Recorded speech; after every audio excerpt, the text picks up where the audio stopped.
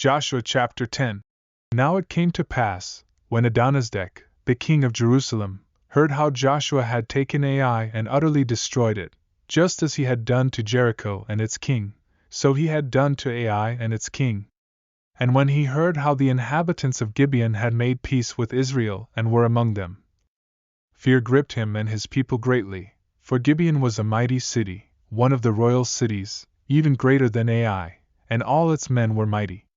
Therefore, Adonizedek, the king of Jerusalem, sent messengers to Hoham, the king of Hebron, and to Piram, the king of Jarmuth, and to Japhia, the king of Lachish, and to Debir, the king of Eglon, saying, Come up to me and help me, that we may attack Gibeon, for it has made peace with Joshua and the children of Israel. So the 5 kings of the Amorites, the king of Jerusalem, the king of Hebron, the king of Jarmuth, the king of Lachish, and the king of Eglon, gathered together and went up with all their armies and camped before Gibeon and made war against it. And the men of Gibeon sent to Joshua at the camp in Gilgal, saying, Do not forsake your servants.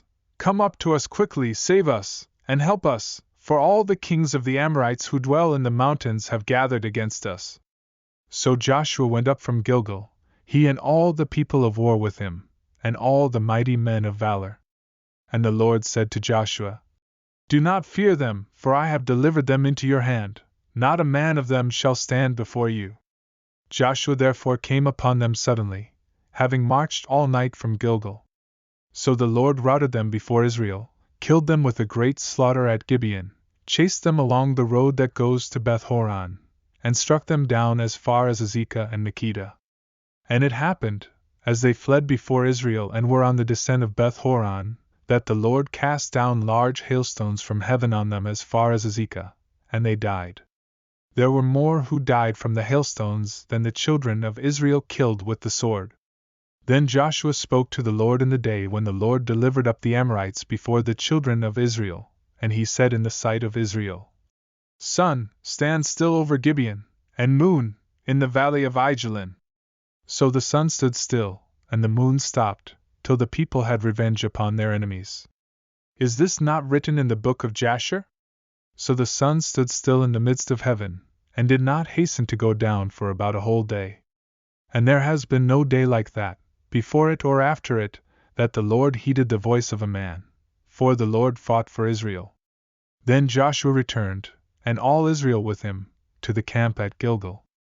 But these 5 kings had fled and hidden themselves in a cave at Makkedah. And it was told Joshua, saying, The 5 kings have been found, hidden in the cave at Makkedah. So Joshua said, Roll large stones against the mouth of the cave, and set men by it to guard them. And do not stay there yourselves, but pursue your enemies, and attack their rear ranks. Do not allow them to enter their cities, for the Lord your God has delivered them into your hand. Then it happened, while Joshua and the children of Israel made an end of slaying them with a very great slaughter, till they had finished, that those who escaped entered fortified cities. And all the people returned to the camp, to Joshua at Makkedah, in peace. No one moved his tongue against any of the children of Israel. Then Joshua said, Open the mouth of the cave, and bring out those 5 kings to me from the cave. And they did so, and brought out those 5 kings to him from the cave, the king of Jerusalem, the king of Hebron, the king of Jarmuth, the king of Lachish, and the king of Eglon. So it was, when they brought out those kings to Joshua, that Joshua called for all the men of Israel, and said to the captains of the men of war who went with him, Come near, put your feet on the necks of these kings. And they drew near and put their feet on their necks. Then Joshua said to them, Do not be afraid, nor be dismayed. Be strong and of good courage, for thus the Lord will do to all your enemies against whom you fight.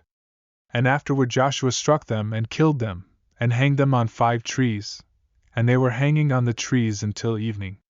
So it was at the time of the going down of the sun that Joshua commanded, and they took them down from the trees, cast them into the cave where they had been hidden, and laid large stones against the cave's mouth, which remain until this very day. On that day Joshua took Makkedah, and struck it, and its king with the edge of the sword. He utterly destroyed them, all the people who were in it. He let none remain. He also did to the king of Makkedah as he had done to the king of Jericho. Then Joshua passed from Makkedah, and all Israel with him, to Libnah, and they fought against Libnah. And the Lord also delivered it, and its king into the hand of Israel. He struck it and all the people who were in it with the edge of the sword. He let none remain in it, but did to its king as he had done to the king of Jericho. Then Joshua passed from Libnah, and all Israel with him, to Lachish, and they encamped against it and fought against it. The Lord delivered Lachish into the hand of Israel, who took it on the second day, and struck it and all the people who were in it with the edge of the sword, according to all that he had done to Libnah. Then Hoham king of Gezer came up to help Lachish, and Joshua struck him and his people, until he left him none remaining. From Lachish Joshua passed to Eglon, and all Israel with him, and they encamped against it and fought against it. They took it on that day and struck it with the edge of the sword. All the people who were in it he utterly destroyed that day, according to all that he had done to Lachish. So Joshua went up from Eglon, and all Israel with him, to Hebron, and they fought against it. They took it and struck it with the edge of the sword, its king, all its cities, and all the people who were in it. He left none remaining, according to all that he had done to Eglon, but utterly destroyed it and all the people who were in it. Then Joshua returned, and all Israel with him, to Debir, and they fought against it. He took it and its king and all its cities. They struck them with the edge of the sword and utterly destroyed all the people who were in it.